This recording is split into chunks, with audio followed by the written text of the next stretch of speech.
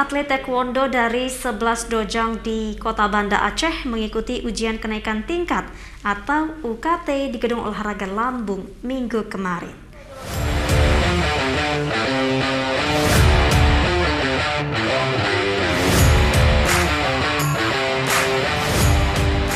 Ratusan atlet taekwondo yang tergabung dari 11 dojang taekwondo di Kota Banda Aceh tampak antusias mengikuti rangkaian materi ujian kenaikan tingkat yang digelar oleh Pengcap TI Kota Banda Aceh.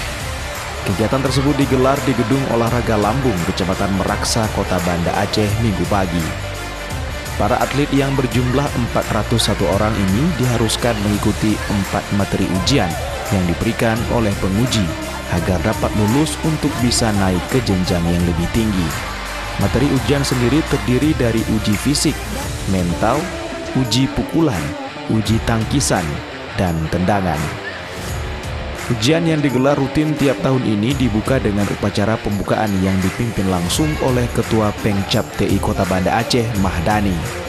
Ketua Pengcap TI Kota Banda Aceh dalam sambutannya mengatakan, ujian kenaikan tingkat adalah sebuah program dari Pengcap TI Kota Banda Aceh untuk menilai serta mengevaluasi kemampuan para atlet.